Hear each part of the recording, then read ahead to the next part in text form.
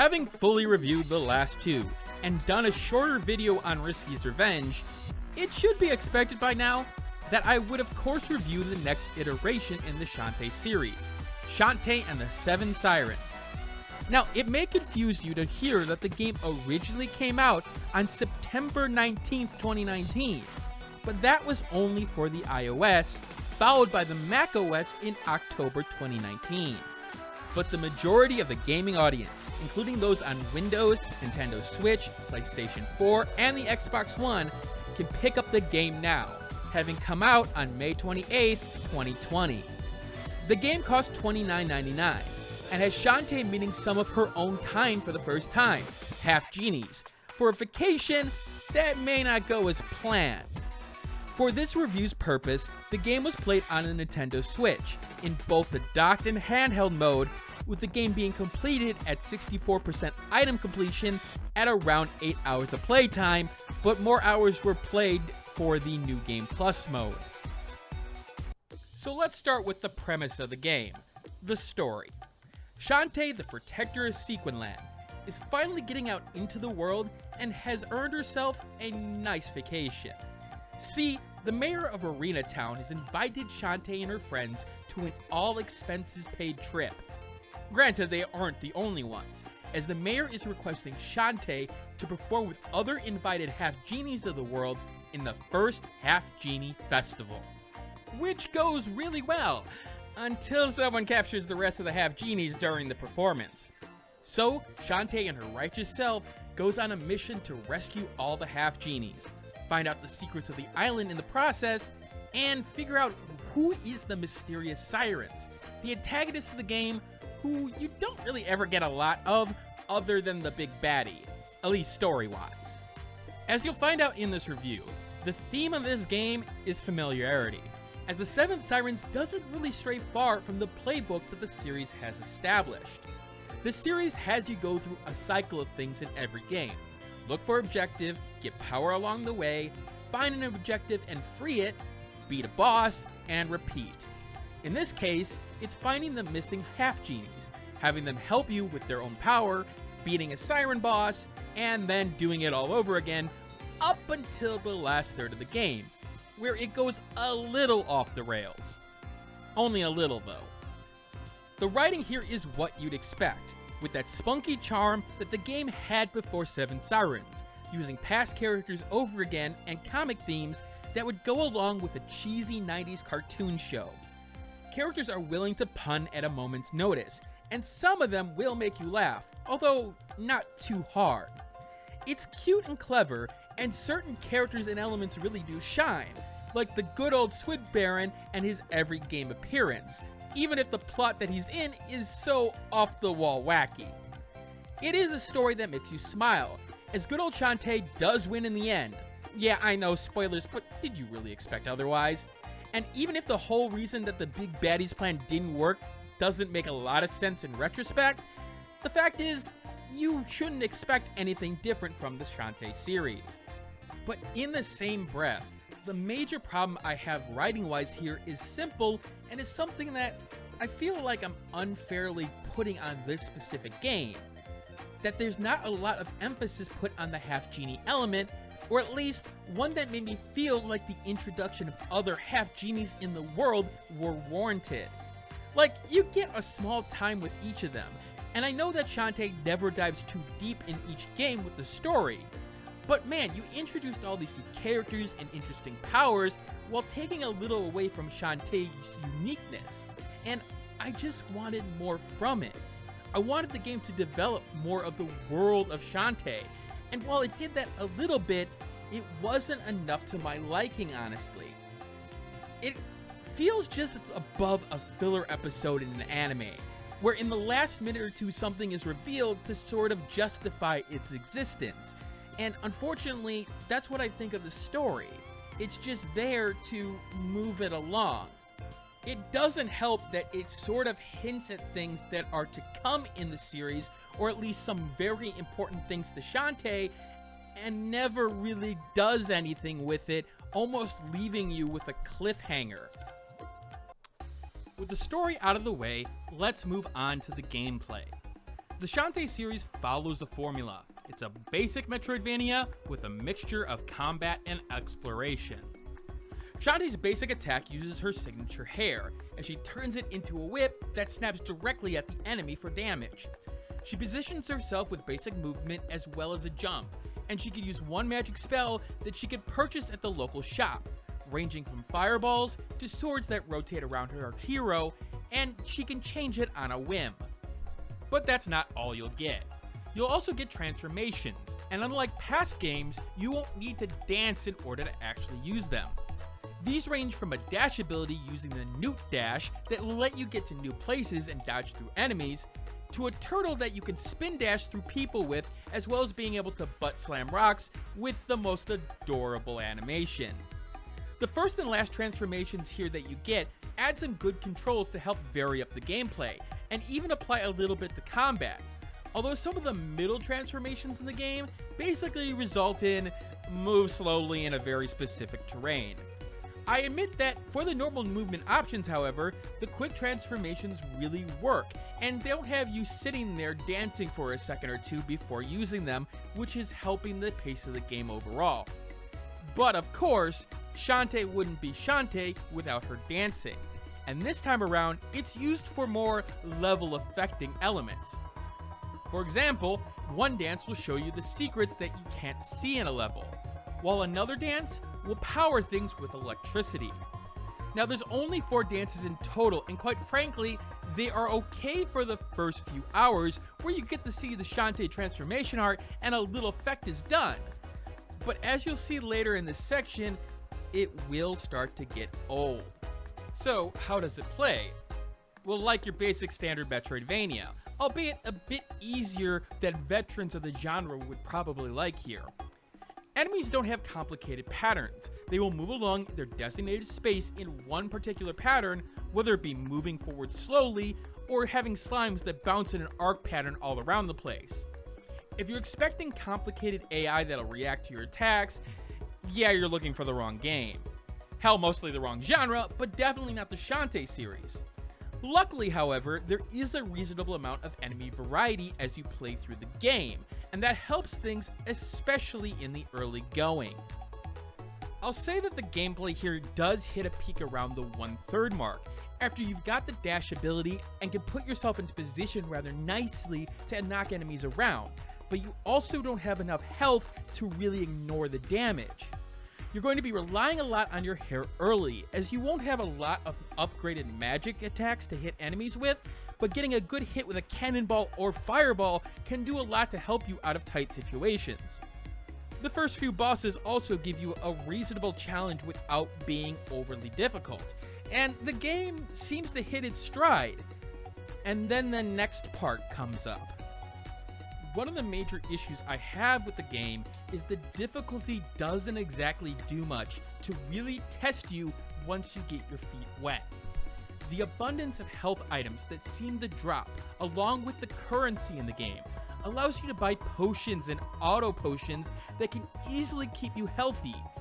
It just ends up taking all the challenge out of the game, as you don't fear anything. You can just pause and use another health item. And look, I get it. It's a casual Metroidvania. I said so at the start of this review. It's there to give people a way to play that doesn't stress them. I get it. But at this point in the series' life, I do really have to question why multiple difficulty options aren't available from the start, considering series fans have probably gotten a tiny bit better at the genre. And here's the thing, it doesn't necessarily have to be more complicated AI or anything like that.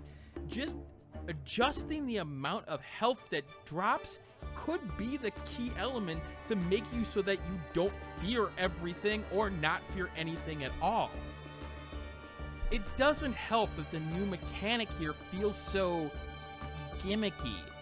This time around, Shantae can collect monster cards, which if she gets a certain amount of particular one, she can equip a new ability of various types, such as faster or stronger magic attacks, sped up crawling skill, or even cheaper items at the shop.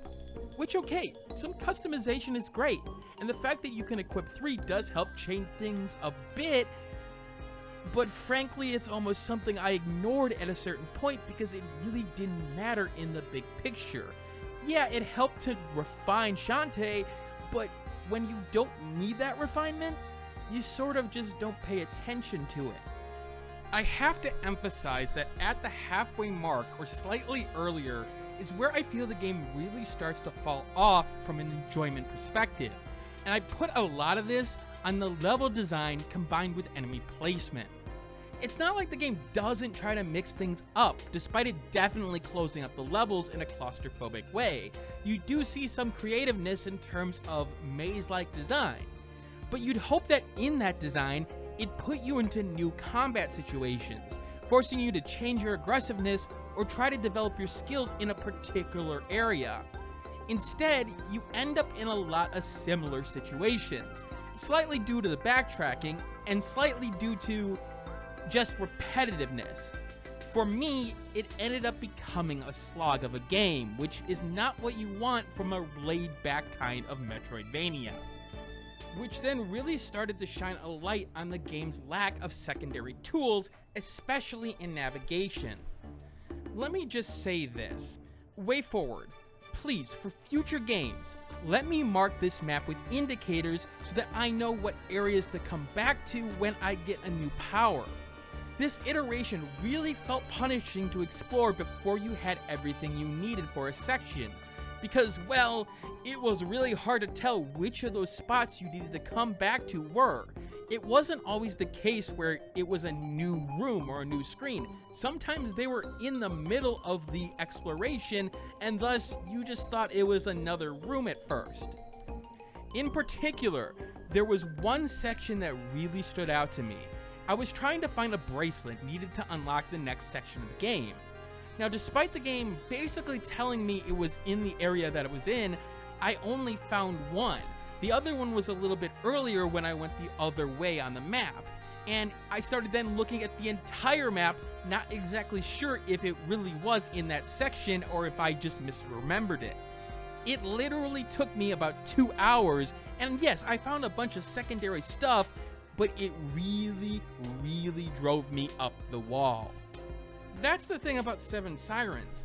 Once the stumbles happen and they start to get amplified, when the pace starts to slow down, all those problems start to become more apparent, and while the casual nature of the game is enjoyable to a certain extent, all those little things start to add up. Now, I want to be clear here. Shantae hasn't taken a major step back when it comes to gameplay. Part of why it took me more time for this review to come out was I really wanted to mull it over, as I couldn't say that I didn't enjoy myself overall here. I did. But when I compare it to what I played in Pirate's Curse and Half Genie Hero, I do find it lacking in comparison, in particular with that combination of level design and enemy placement. It just doesn't have the same oomph. Even some of the creative boss gameplay where you have to take out specific sections of a boss, it started to feel a little bit old by the end of the game. And while it was never going to be a huge difficult hurdle to overcome, I felt like at the halfway point, the game was just sort of throwing things at me because it was, well, the normal thing to do with Metroidvania. Even the last boss was sort of a pushover, mostly because, well, I had so many healing items, why wouldn't I use them? And, well, it ended up being so easy to take them down even with those items. As to the game's presentation, there are slight visual changes compared to Half Genie Hero, but for me the core experience remains relatively the same. A great use of bright hues for foreground characters help make them pop out from the more relatively tame shades of the backgrounds. You're able to see a relative level of detail even at the zoomed out viewpoint that the game offers. And yes, I do think it's a little zoomed out compared to what you're actually focusing on, but I understand this was done for gameplay purposes. It's nice to be able to tell the flower in this cheerful granny's hair. She's obviously the best new character of the game, by the way. Or the turban folds on this giant scorpion creature. Now look, I know several people say the game has taken a step back in the visual element, and I'm not going to get into the real technical elements of the art styles here. I'm just going to let the visuals speak for themselves in a direct comparison here.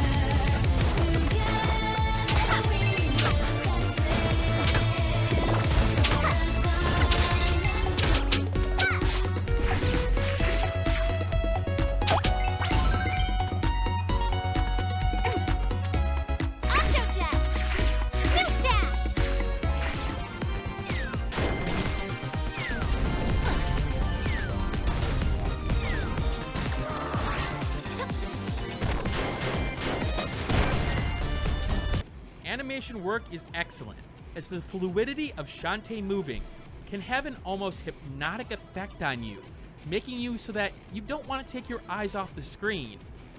You're able to feel the snap of her hair as she smacks an enemy, despite the fact that there's not always a visual reaction for each attack at times. Movement in all forms, however, looks natural, and is probably the game's biggest presentation strength, and frankly is something the series could really use going forward if they really wanted to focus on it, like giving enemies more visual reactions to getting hit. The game does do flare well, with enemies dying and flying off the screen at times, but others, it does feel like some cuts were made to enemy death animations, as they can come off a bit flat. But surprisingly, the game has short but fully animated cutscenes, led off by the opening animation done by the well-known studio Trigger, known for their work on animes such as Kill la Kill and Darling in the Franxx. Going to be honest here, I feel like these cutscenes, even the non-studio Trigger ones, are a prototype for trying to get a cartoon version of Shantae made.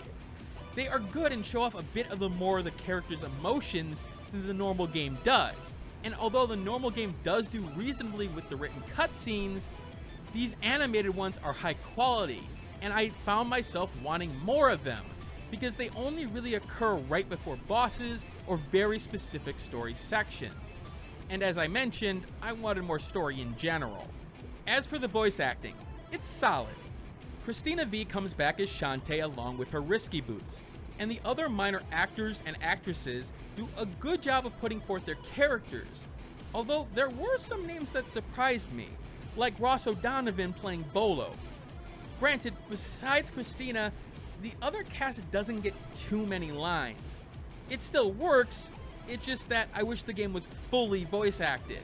You only get certain scenes that are acted here, and some of the funnier segments aren't acted, which really could have used them. Take a listen and hear what I'm talking about here.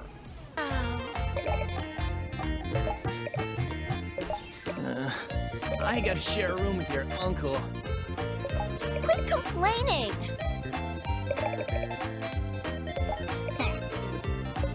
You!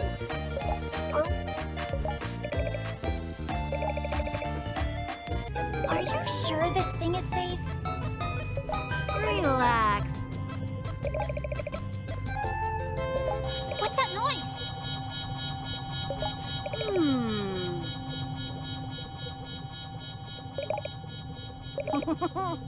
Can you believe it? What? A week? You picked enough for a month! Hey, I need all that stuff for the festival. And I brought some unfinished projects from my lab. Come on. The sooner we check in, the sooner we can relax. Sound design in general, however, is reasonable. There are some sounds that do start to wear on you a little bit, like the yelling of Shantae when she does her dash, although she doesn't do it every time. But you do get good feedback that allows you to react appropriately and timely against your enemies. So it does do its job, but not a lot more than that. It's very complimentary in nature.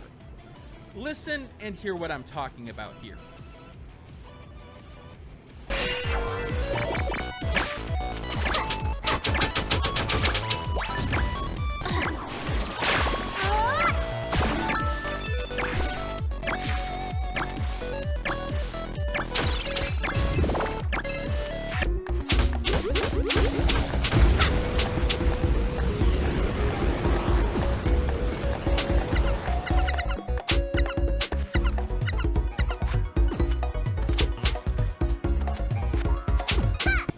However, Shantae may have been its own worst enemy when it comes to the music, because Sirens just falls reasonably short compared to its predecessors.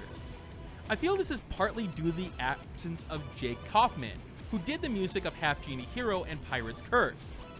It's really the collection as a whole that falters here, as while there's a song or two that captures the energy of the games before it, the others here don't grab your attention.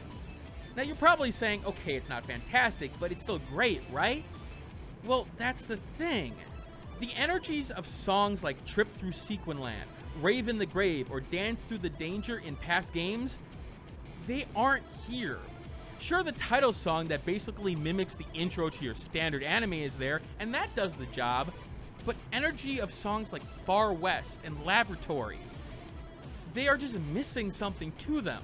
They're missing that oomph that puts them over the edge, where you almost time your beats to the songs with your hair like in the past games.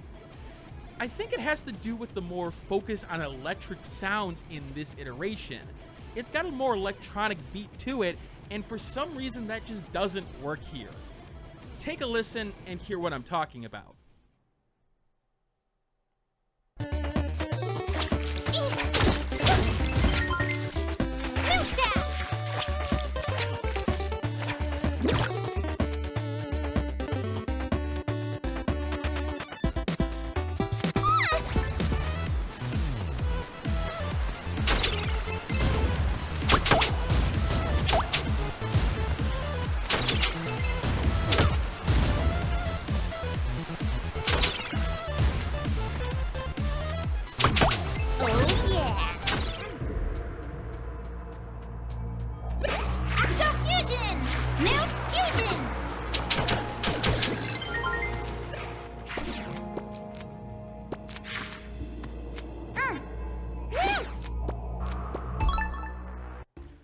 Finally, let's talk about the technical elements of the game. Now, as I mentioned, I played the game on the Nintendo Switch in both the docked and handheld mode, about 50% in both of them. The game reaches 60 FPS in both forms, with very small, yet not really noticeable drops, about 2 to 3 frames each in specific areas of the game. Now, I'm not going to go into major technical elements with resolutions in both modes, but suffice it to say that it does the job, and even in the handheld mode, it still looks nice without a lot of artifacting or anything along that line. So technically, it seems like a great port. Except for one thing. The biggest annoyance about Sirens is its load times. I have to admit, I don't even remember this being as long as they were in previous games, although I will admit, I am playing on the Switch as opposed to the PC or PS4, but I have heard complaints on the PS4 version for load times as well. Transitions to new areas can take anywhere from 10 to 15 seconds, and that took its toll, especially when you had a couple of them in a short time frame, or you had to go back and you just happened to be on one of those screens. I could be expecting too much from an indie studio like WayForward, but on the other hand, I guess I'm just expecting more after it being the 4th game in this Shantae series. Yes, not the Game Boy Color version, I don't consider that a part of this series considering it's a different technical architecture. But even for the options for the Switch version, I'm actually rather disappointed here. Now, I'm glad that the game supports a variety of languages, such as English, French, Italian, Spanish, and Dutch. And I'm glad that you could turn on subtitles for the cutscenes and turn on and off vibration. But no bindable keys? Okay, yes, this is a console version, so maybe I'm asking a little bit too much for the controller. But the big one generic volume slider? Really? As opposed to separate sliders for sound and music? I mean, especially for a console like the Switch, where you may be actually playing this game in public, maybe you don't want the music to be so loud, but you do want to hear the sound effects so that you can actually react to battle. I think what it comes down to is that with this being another game in the series, I'm just expecting a little bit more in this area, just like all the areas before it. And maybe I'm just expecting too much. Shantae and the Seven Sirens is yet another Shantae game, and while it doesn't really evolve the gameplay in any meaningful way in the long run of the series, that doesn't mean that it's not worth picking up. The Seven Sirens knows what it is, a laid-back, simple Metroidvania with a cute story, and doesn't try to push the player difficulty-wise. It's simple, and simple can be good, but I won't say that it wasn't disappointed by the game in the big picture. It's in line with the rest of the series, but it feels like a step back for the series as well, almost feeling like this was rushed to production, and it shows with a little bit of the polish wearing off over time. Sure, the monster cards allowed for some customization, but it wasn't that much in the big picture, and frankly, I just want Shantae to do something a lot different in the next game. Yeah, I do want the series to stay familiar, but like the Castlevania series, you can have that familiarity and still do something reasonably different from game to game. That's why I give the game a 74 out of 100, making it a niche buy for those who love the platformer and Metroidvania genre, but for others, you may want to wait for a sale.